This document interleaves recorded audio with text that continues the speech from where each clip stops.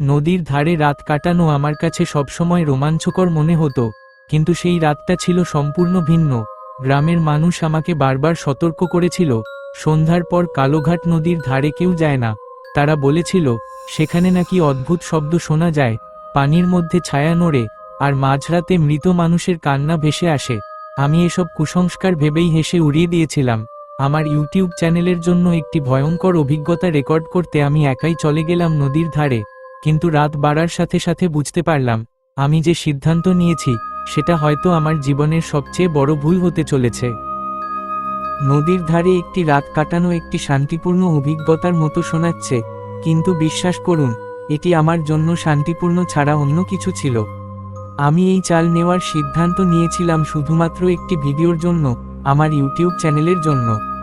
আমি সবসময় একটু অ্যাডভেঞ্চার পছন্দ করি। আমার চ্যানেলে আমি বিভিন্ন ভয়ঙ্কর জায়গায় যাই, রাত কাটাই, এবং আমার অভিজ্ঞতা দর্শকদের সাথে শেয়ার করি। কিন্তু আমি কখনো ভাবিনি সেই এক রাত আমার জীবনকে চিরদিনের জন্য বদলে দেবে। সেদিন বিকেলে আমি পৌঁছেছিলাম গ্রামের এক নির্জন নদীর ধারে। জায়গাটার নাম ছিল কালোঘাট নদী।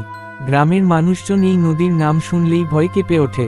আমি যখন গ্রামের এক চায়ের দোকানে বসে চা খাচ্ছিলাম, তখন দোকানদার আমাকে সতর্ক করেছিল, ভাই, সন্ধ্যার পর ওই নদীর দিকে যেও না, সে বলেছিল। আমি হেসে বললাম, কেন, ভূত আছে নাকি? দোকানদার আমার দিকে তাকিয়ে চুপ করে গেল। তারপর আস্তে বলল, ভূত আছে কিনা জানি না, কিন্তু যারা গেছে সবাই ফিরে আসেনি। তার কথা শুনে আমি একটু থমকে গেলাম, কিন্তু আমি এটাকে গল্প হিসেবেই নিলাম, কারণ এর আগেও অনেক জায়গায় এই ধরনের গল্প শুনেছি। সন্ধ্যা নামতে শুরু করলো, আকাশে লালচে আলো পড়ছে, নদীর পানি ধীরে ধীরে কালো হয়ে উঠছে। আমি আমার ক্যামেরা সেট করলাম এবং ভিডিও শুরু করলাম। বন্ধুরা, আজ আমি এসেছি এক ভয়ঙ্কর নদীর ধারে। এখানে নাকি রাতে অদ্ভুত ঘটনা ঘটে। আজ আমি এখানে পুরো রাত কাটাবো, দেখি কি হয়। আমি আমার তাঁবু লাগালাম নদীর ধারে। চারদিকে নিস্তব্ধতা, শুধু নদীর পানির শব্দ আর মাঝে মাঝে পেঁচার ডাক। রাত 9টা বাজে, সবকিছু স্বাভাবিক লাগছিল। আমি একটু খাবার খেলাম এবং ক্যামেরার সামনে বসে দর্শকদের সাথে কথা বলতে লাগলাম।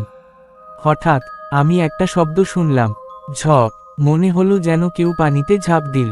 আমি তাড়াতাড়ি টর্চ জ্বালালাম এবং নদীর দিকে তাকালাম, কিন্তু সেখানে কেউ নেই, শুধু পানির ঢেউ।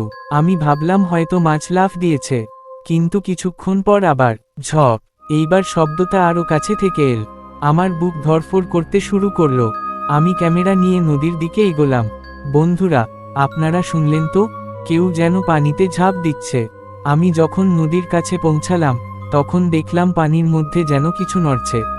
আমি টর্চের আলো ফেললাম, আর তারপর আমি যা দেখলাম সেটা দেখে আমার শরীর ঠান্ডা হয়ে গেল।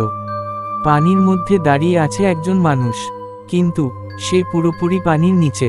তার মাথা শুধু পানির উপর, তার মুখ দেখা যাচ্ছে না, শুধু কালো ছায়া। আমি ভয়ে জমে গেলাম।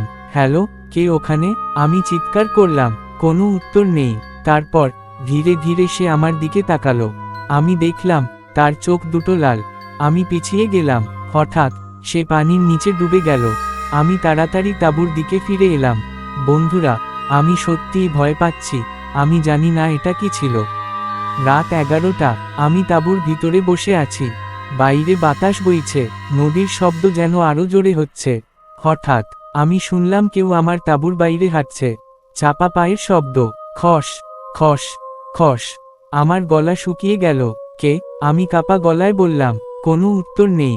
তারপর কেউ যেন তাঁবুর বাইরে দাঁড়িয়ে রইল। আমি টর্চ হাতে নিয়ে ধীরে ধীরে জিপ খুললাম, আর তখন আমি দেখলাম তাঁবুর সামনে দাঁড়িয়ে আছে একজন মহিলা। তার চুল ভেজা, তার কাপড় ভেজা, তার মুখ নিচের দিকে। সে ধীরে ধীরে মাথা তুলল, আর আমি দেখলাম তার চোখ নেই, শুধু কালো ফাঁকা গর্ত। আমি চিৎকার করে উঠলাম, আর তারপর সে হঠাৎ অদৃশ্য হয়ে গেল। আমি বিশ্বাস করতে পারছিলাম না। আমি তাড়াতাড়ি ক্যামেরা চেক করলাম, কিন্তু ক্যামেরায় কিছুই নেই। আমি বুঝতে পারলাম এটা শুধু আমি দেখেছি। রাত 12টা, হঠাৎ নদীর দিক থেকে অনেক মানুষের কান্নার শব্দ আসতে লাগলো। একসাথে অনেক মানুষ কাঁদছে। আমি ভয়ে জমে গেলাম। আমি ধীরে ধীরে নদীর দিকে তাকালাম, আর যা দেখলাম, নদীর পানির উপর দাঁড়িয়ে আছে অনেক মানুষ। সবাই ভেজা, সবাই আমার দিকে তাকিয়ে আছে, আর তারা ধীরে ধীরে আমার দিকে আসছে। নদীর পানির উপর দাঁড়িয়ে থাকা মানুষগুলো ধীরে ধীরে আমার দিকে এগিয়ে আসছিল। আমার শরীর ঠান্ডা হয়ে গেল। আমি বুঝতে পারছিলাম না আমি কি সত্যিই এটা দেখছি নাকি এটা কোনো দুঃস্বপ্ন। তারা হাঁটছে, কিন্তু পানিতে কোনো ঢেউ হচ্ছে না। আমি পেছাতে লাগলাম। আমার পা কাঁপছে, আমার হাতের টর্চ কাঁপছে। হঠাৎ তাদের মধ্যে একজন সামনে এগিয়ে এল। সে একজন বৃদ্ধ লোক। তার মুখ কুঁচকানো, চোখ দুটো ফাঁকা, আর তার মুখ থেকে পানি পড়ছে। সে ধীরে ধীরে হাত তুলল, যেন আমাকে ডাকছে, এসো। আমি স্পষ্ট শুনলাম সে আমাকে ডাকছে। আমার বুক ধড়ফড় করতে লাগলো। না, না, আমি আসছি না, আমি কাঁপা গলায় বললাম। হঠাৎ সব মানুষ একসাথে কথা বলতে শুরু করলো, এসো, আমাদের সাথে এসো। তাদের কণ্ঠস্বর একসাথে মিশে গেল, যেন শত শত মানুষ একসাথে কথা বলছে। আমি আর দাঁড়াতে পারলাম না। আমি দৌড়ে তাঁবুর দিকে চলে এলাম। আমি তাঁবুর ভিতরে ঢুকে জিপ বন্ধ করে দিলাম। আমার বুক ধড়ফড় করছে, আমার শরীর ঘামে ভিজে গেছে।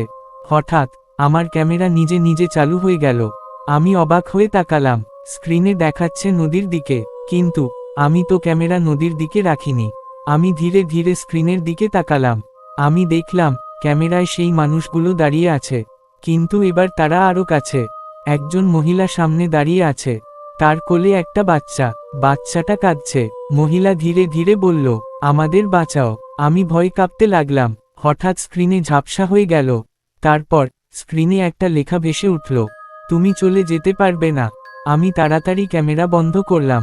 ঠিক তখনই তাঁবুর বাইরে আবার শব্দ, ধপ ধপ ধপ, কেউ যেন হাঁটছে।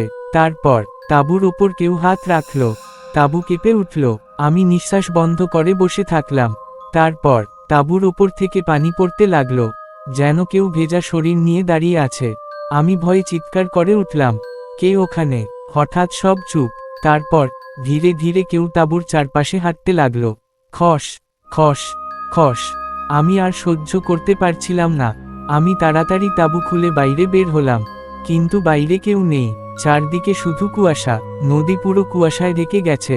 হঠাৎ আমি শুনলাম আমার নাম কেউ ডাকছে, রাহুল। আমি থমকে গেলাম, এটা আমার নাম, কিন্তু এখানে তো কেউ আমার নাম জানে না। আমি ধীরে ধীরে নদীর দিকে তাকালাম। আমি দেখলাম পানির মধ্যে দাঁড়িয়ে আছে সেই মহিলা। সে হাত তুলে আমাকে ডাকছে, রাহুল। আমি বুঝতে পারলাম কিছু একটা আমাকে টানছে। আমি ধীরে ধীরে নদীর দিকে হাঁটতে শুরু করলাম। আমি থামতে পারছিলাম না, যেন কেউ আমাকে নিয়ন্ত্রণ করছে। আমি পানির কাছে পৌঁছে গেলাম। আমার পা পানিতে ঢুকে গেল। পানি ঠান্ডা, বরফের মতো ঠান্ডা। হঠাৎ আমার পা কেউ ধরে ফেলল। আমি নিচে তাকালাম।